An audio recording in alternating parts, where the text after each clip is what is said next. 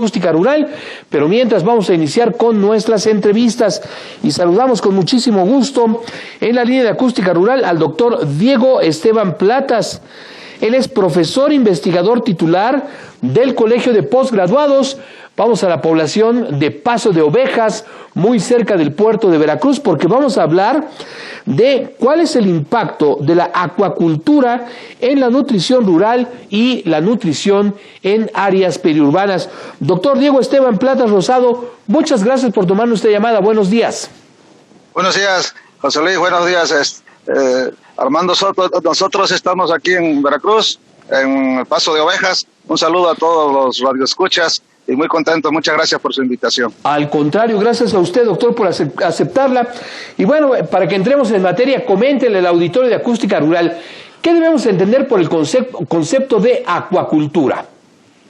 Sí, mire, siguiendo la palabra literalmente es el manejo del agua, pero nosotros seguimos la definición de la FAO y es la producción de cualquier ser vivo en el medio acuático. Esta es una actividad que se está desarrollando recientemente en los últimos 50 años, principalmente en los países asiáticos, en otros países lleva 30 años y en México está iniciándose la producción de seres vivos en el medio acuático, que incluye microorganismos, incluye vegetales, animales, incluso aves y mamíferos y peces para consumo humano.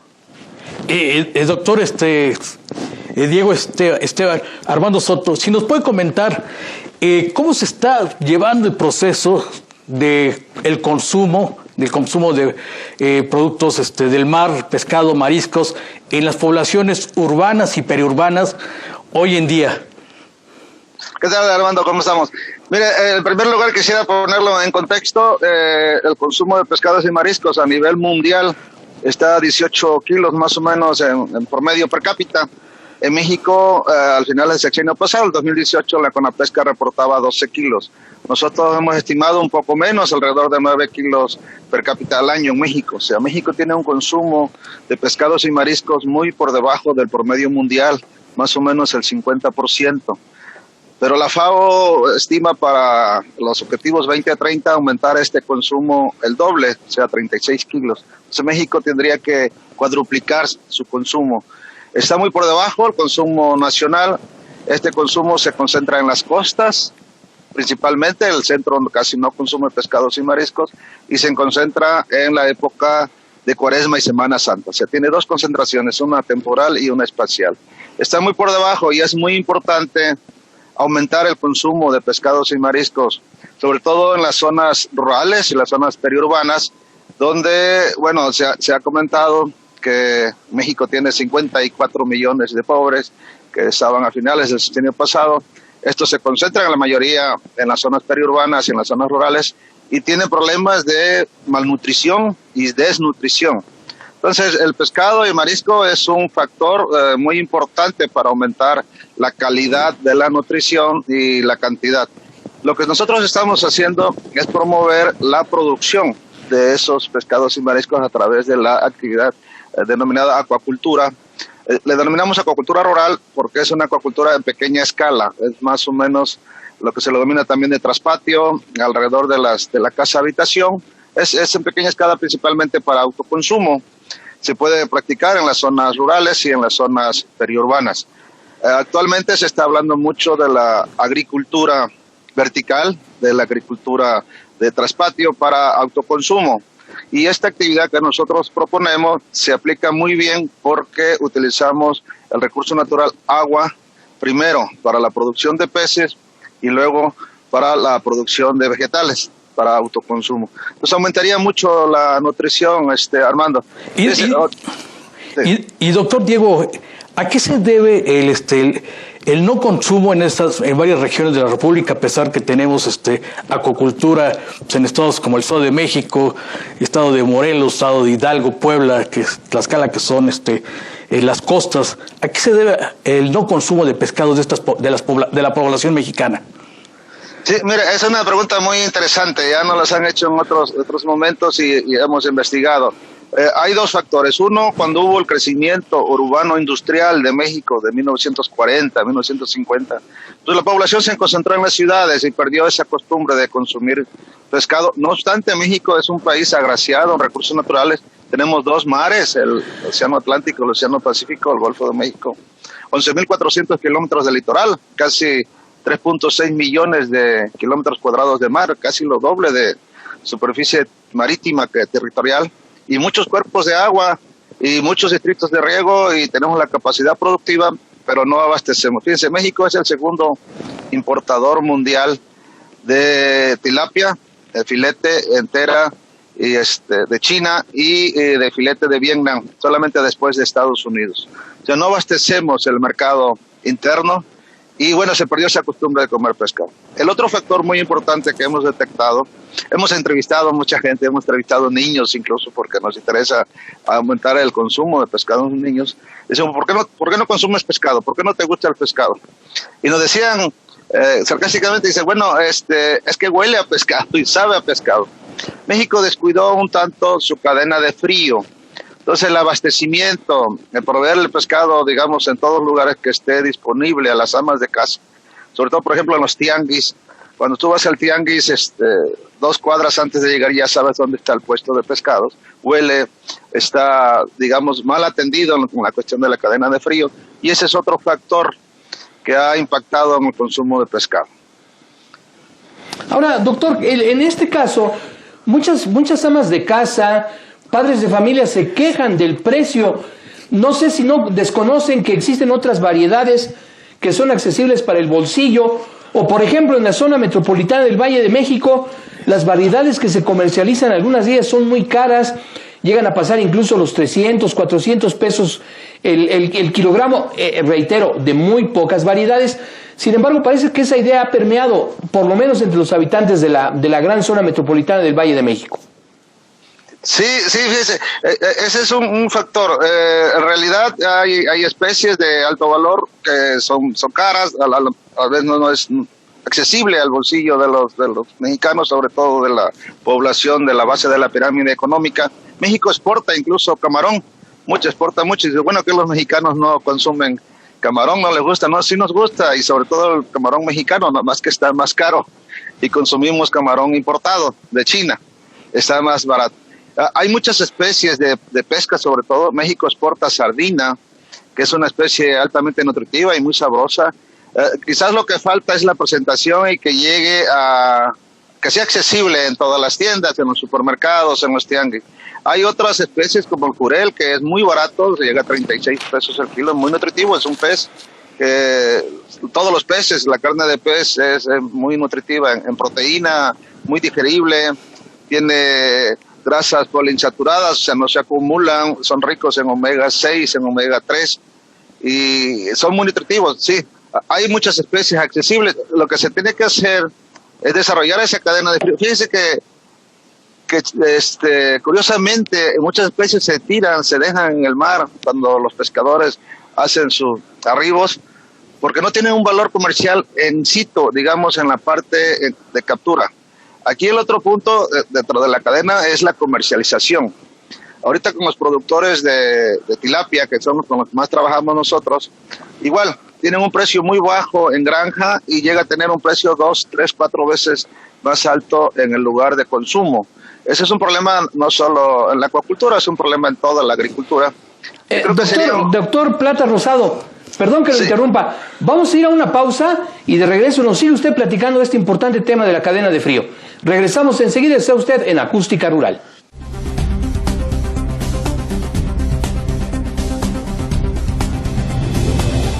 Continuamos, amigos de Acústica Rural, estamos conversando con el doctor Diego Esteban Platas Rosado, profesor e investigador titular del Colegio de Posgraduados Campus Veracruz.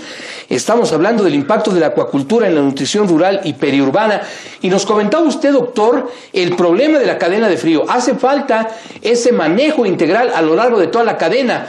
Y también otro aspecto que usted acaba de incorporar a esta mala situación de algunos pescadores, ese intermediarismo mediante el cual se compra muy barato a pie de playa o a pie de lugar en donde esté la instalación pesquera o acuícola, se compra muy barato y se vende muy caro, de manera que el que paga los platos rotos son, primero, el productor y segundo, el consumidor, que tienen que pagar esa cadena de intermediarismo que duplica, triplica o cuatruplica el precio del producto.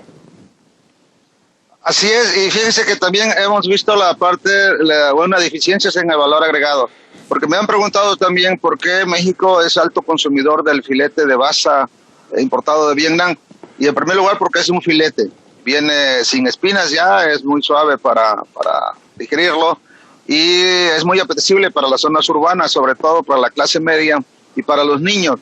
Es un filete que se puede consumir, por ejemplo, empanizado, muy parecido al fast food, empanizado con papitas fritas. Entonces, por eso es apetecible, por eso adquiere mucho mercado. En cambio, nosotros estamos produciendo y comercializando pez entero, por ejemplo.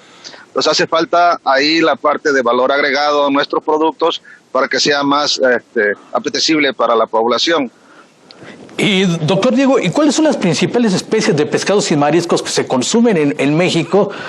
Usted ha hablado ahorita de precios, también de la paliatividad del consumidor, y también, pues, una parte importante, lo que está pescando, lo que sea redituable para el pescador. Sí, mira, las principales especies es la tilapia y el basa, que son especies importadas. Y ahí por allá siguen un gran número de especies que son capturadas en mar y en sistemas lacustres, en ríos, en esteros. Y de acuacultura es la tilapia, producida ya en México. México ya está desarrollando, ha despegado su industria de la producción acuícola de tilapia, principalmente en este momento Chiapas es el primer lugar nacional. La trucha, que es de agua fría, la carpa y el bagre. Son prácticamente 4 especies, aunque existen una serie de especies locales, como el peje lagarto en Tabasco, el catectán, el tegogolo, creo que algunos conocen el tegogolo, es famoso ahí en Catemaco. Así especies muy locales que tienen un mercado muy definido, muy localizado. Y a nivel nacional, por lo que estamos desarrollando es la tilapia. Estamos proponiendo la introducción de la producción del pez basa en el país, que es originario de Vietnam, sería una especie introducida, pero hemos comprobado científicamente que no tienen ningún impacto ambiental y sería es un gran potencial porque es un pez que se puede producir muy fácil en las zonas rurales y en las zonas periurbanas.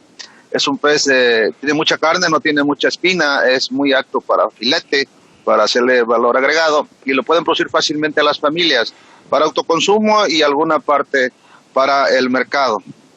A este respecto, doctor Plata Rosado, coméntenos usted, ¿qué propuesta tiene el Colegio de Posgraduados para las familias que viven en zonas rurales y áreas periurbanas, para que tengan la capacidad de instalar el equipo que es necesario, que por lo menos son estanques, purificadores de agua y otros implementos, para que puedan tener esa producción que ayude a aumentar su consumo de proteína de pescado, doctor?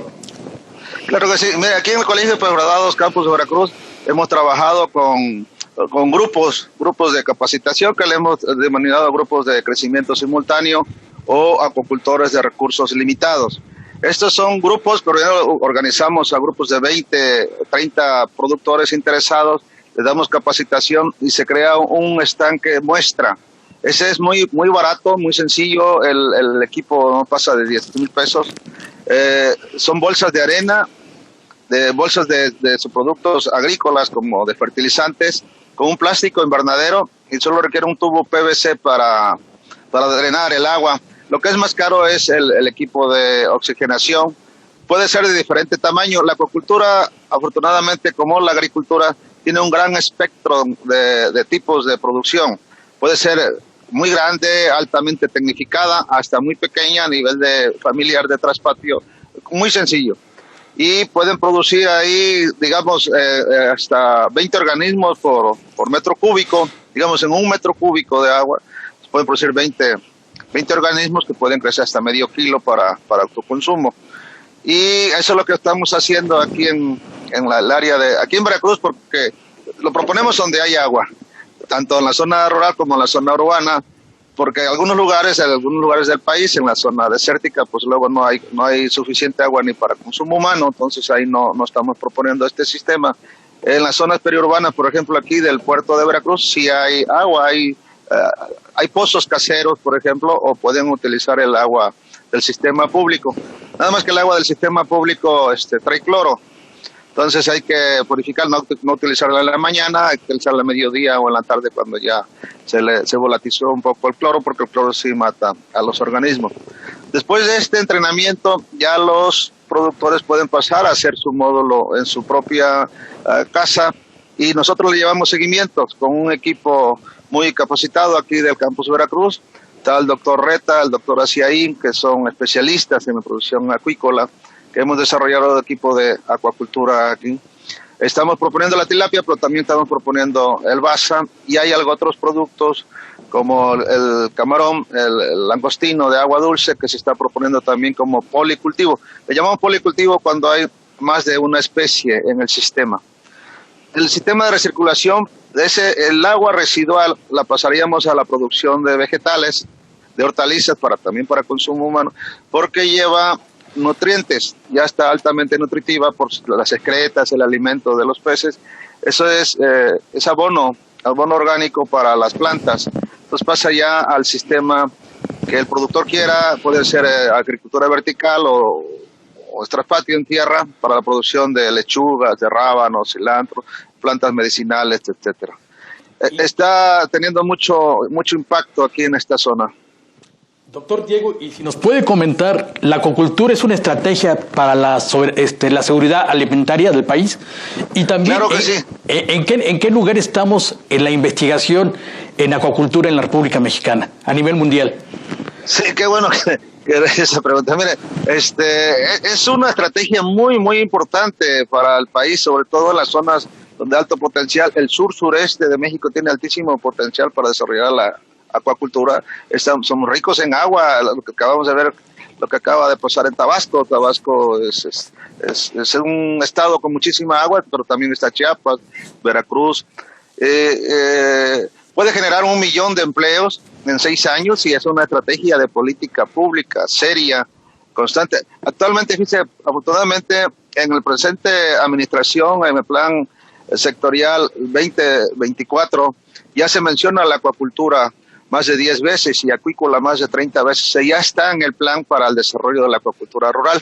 Anteriormente no era significativo, había más apoyo a la pesca. Nosotros tenemos más o menos 30 años de atraso con respecto a otras economías parecidas a México. En el desarrollo de la acuacultura hay 50 años de atraso con respecto a las economías asiáticas. El desarrollo de la acuacultura en México no había despegado hasta la fecha, y la acuacultura surge gracias al desarrollo de la ciencia y la tecnología. Entonces México tiene que desarrollar su capacidad científica de investigación para la acuacultura, para la transferencia de tecnología, para las cadenas de frío, para la producción, desarrollo de un equipo de oxigenación, de alimentación, y sobre todo, fíjense también, muy interesante, la investigación científica en domesticación de especies endémicas, como las que le comentaba, pero hay un grupo muy grande de especies que todavía se tiene que investigar y desarrollar. México no tiene muchas instituciones que se estén dedicando a esto. Nosotros estamos proponiendo una línea aquí en el Colegio de Posgraduados, pero también proponemos, como la Universidad Autónoma de Chapingo, como a todas las universidades estatales. Tenemos que desarrollar ese equipo científico, tecnológico, los técnicos que van a expandir y capacitar a los productores. El interés existe por parte de los productores y el mercado. El mercado es altamente demandante, sobre todo si queremos alcanzar esos objetivos del 2030 de la FAO, que quiere aumentar a 36 kilogramos el consumo per cápita de pescado. En México está en 12, tenemos que multiplicarlo por 3, pero esos 12 kilos, mucho es del importado. Entonces, existe mucho potencial. Incluso no solo para consumo interno, sino México podría exportar muchos productos de la acuacultura. Hay otros productos también, como los vegetales, como la espirulina, por ejemplo, es una microalga que se produce en medio acuático. Hay otros como reptiles, como lagartos, y hay granjas de lagartos en México, que se ocupa la piel, se ocupa la carne, y hay un uso integral de todo el organismo. y eso se tiene que desarrollar, tenemos que desarrollarlo científicamente. La parte de la reproducción de esas especies es delicada, no es fácil, esa la tiene que desarrollar técnicos capacitados, pero hace falta en el país aumentar esa capacidad científica y tecnológica. Doctor, brevemente comentaba usted al auditorio que es posible crear 1 millón de empleos en 6 años. ¿Esta estrategia ya existe o es una propuesta que tienen ustedes los especialistas, los investigadores, los conocedores de la materia? Bueno, es la propuesta que tenemos, pero afortunadamente ya tiene eco en la presente administración, en el Plan Sectorial de Desarrollo, ya viene mencionado varias veces la palabra acuícola, y se está desarrollando, implementando un programa que se llama Acuicultura Rural. Entonces, una familia fácilmente puede producir 1 tonelada de pez. Digamos, la tilapia aquí en la zona y en varias partes del país viva, porque esa es otra estrategia de comercialización. Pero esa es una estrategia de comercialización en corto, es de ciclo corto, que la probemos viva. Las amas de casa prefieren verla viva porque está muy fresca en comparación con la china que viene congelada. Entonces 1 tonelada se puede vender en 70 pesos el kilo. O sea, 1 tonelada son 70,000 pesos, que es un buen ingreso al año para una familia, que sería un empleo rural. Entonces sí es factible de desarrollar ese 1 millón de empleos. Ya se está desarrollando. Doctor Platas, tenemos que terminar la entrevista, viene la guillotina. ¿Una familia podría producir 1 tonelada de pez cada cuándo? ¿Por año? Por año en promedio. Perfecto. Pero puedes producir hasta 2 porque son 2 ciclos por año. Son 6 meses de producción de crecimiento del pez. Bien, pues doctor Diego Esteban Platas Rosado, muy interesante de veras lo que usted nos comenta, le agradecemos mucho y permítanos seguir en contacto con usted, que tenga muy buen día. Una pausa amigos, regresamos enseguida, está usted en Acústica Rural.